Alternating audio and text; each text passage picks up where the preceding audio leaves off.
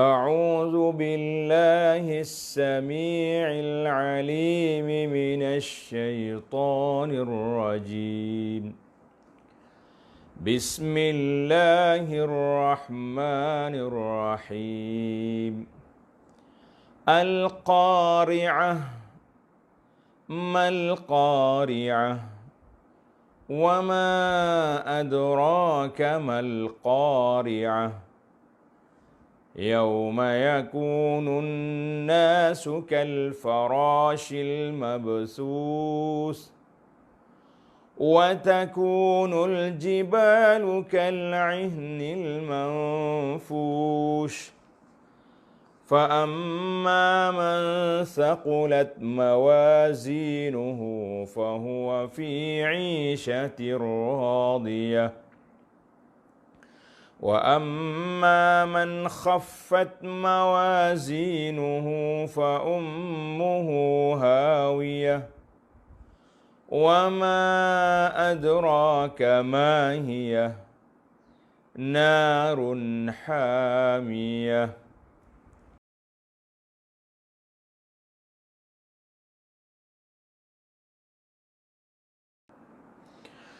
Dalam ayat ini Allah Taala sebut al-farash, kal-farashi, macam al-farash. Al-farash di kata sini seperti kelkatu yang berkeliaran. Dalam sebuah hadis Nabi SAW menceritakan kepada kita tentang peranan dia, peranan Nabi, peranan para pendakwah. Dalam hadis yang dikeluarkan oleh Imam Bukhari dan Muslim daripada Abi Hurairah radhiyallahu anhu, qala innama masali wa masalun nas kamathali rajulin istauqada naran. Bandingan nak dakwah aku dengan manusia ramai ini seperti seorang laki-laki menghidupkan unggul api. Tengah malam kita nyala api. Apabila nyala api, marilah dia punya kelkatu, marilah binatang-binatang terbang duduk main musik tepi api itu kan. Jadi ada yang jatuh, faja'ala yanzi'uhunna. Laki-laki yang menyalakan api tadi duduk halau, duduk tolak benda binatang terbang ni jangan masuk dalam api ni. Pergi matimu. Kata Nabi SAW, fa'ana akhuzuku bihujazikum 'anin nar. Aku duduk tarik kamu dan takut jatuh ke dalam neraka. Wahum yaqtahimun, tapi mereka masih lagi duduk serbu nak pergi ke neraka. Wal'iyazbillah. Allahu Akbar. Maknanya Nabi buat bandingan, orang ni buat nyala unggul api, binatang terbang lagi dihalau supaya tak jatuh dalam api. Bandingan Nabi SAW, Nabi beritahu, ya ummati, wahai umat aku, ini yang baik, ini yang buruk. Nabi sekak jalan-jalan keburukan, tapi kamu pula yang rempuh masuk, seperti kelkatu rempuh masuk dalam api, mati. Allahu Akbar. Inilah bandingan yang dibuat supaya kita berfikir, nak selamat dengar kata Nabi sallallahu alaihi wasallam. Nak selamat ikut sunnah Nabi sallallahu alaihi wasallam, jangan ikut sunnah yang lain. Masya-Allah, tabarakallah. Maka dalam Al-Quran ni, wa takunul jibalu kal'ihnil manfush. Gunung ganang macam bulu berterbangan. Allahu Akbar. Banyak lagi lah Allah Taala gambarkan dalam bukit itu, bukit-bukit yang berterbangan, bukit jadi rata, bukit ahwal yaumul qiyamah itu macam-macam. Baiklah. Itu gambaran al-qari'ah. Gambaran hari kiamat. Suasana-suasana yang sudah kita sebut. Alhamdulillah dalam beberapa siri yang lepas ana dah baca cerita-cerita tentang hari kiamat. Dan dalam kuliah khas kita tentang alam akhirat juga telah kita sebut. Maka para jemaah sekalian, sekarang kita berpindah kepada motivasi keimanan, nasihat yang besar. Allah Ta'ala peringatkan hamba dia bahawa kita ni hidup atas dunia ada kira-kira, ada perhitungan.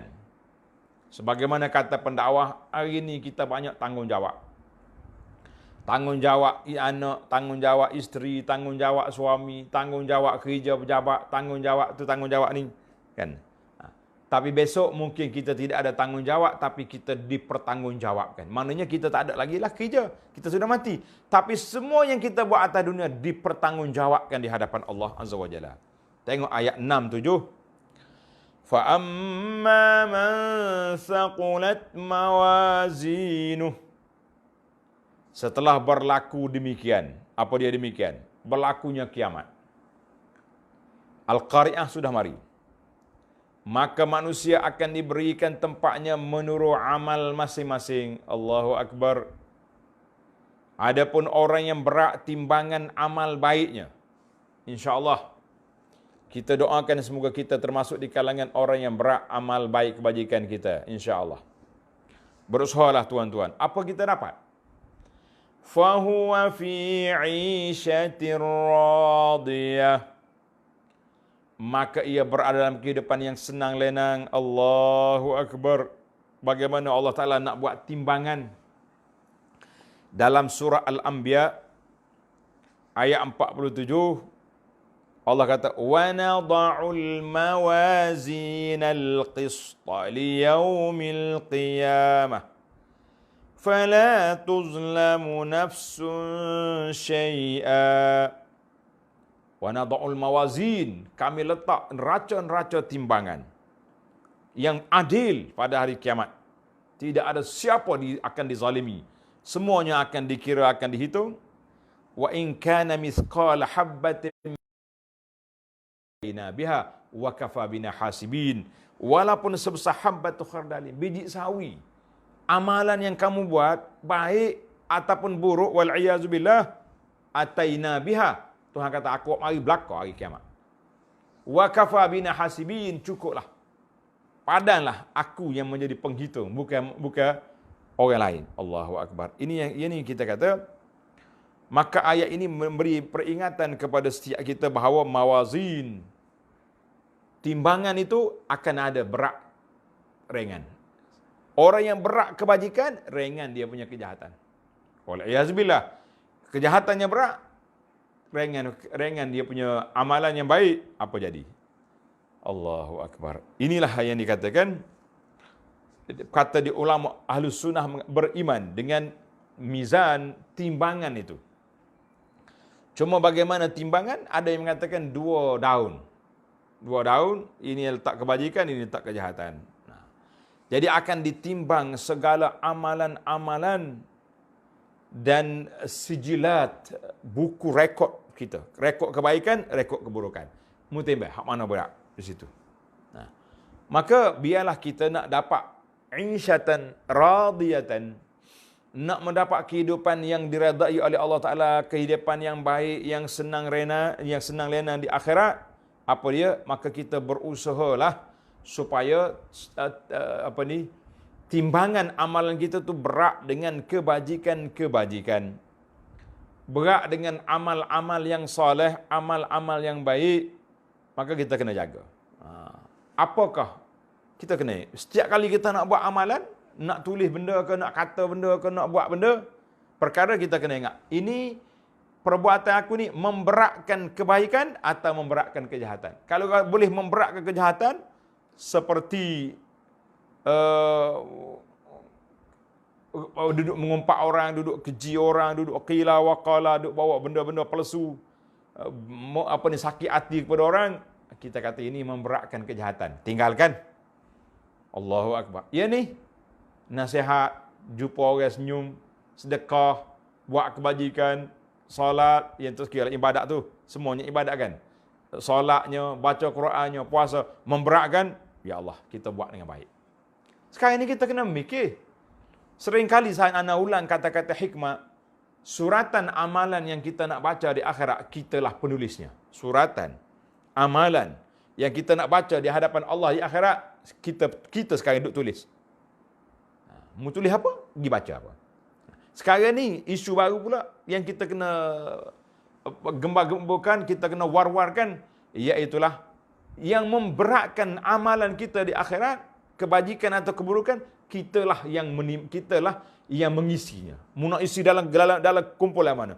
Kumpulan pemberat kebajikan, duduk sini. Nak isi dalam kumpulan yang memberatkan kejahatan, letak sini. Na'udzubillah. Kita minta berlindung dengan Allah SWT daripada beratnya yang sebelah lagi, yang jahat tu. Allahu Akbar.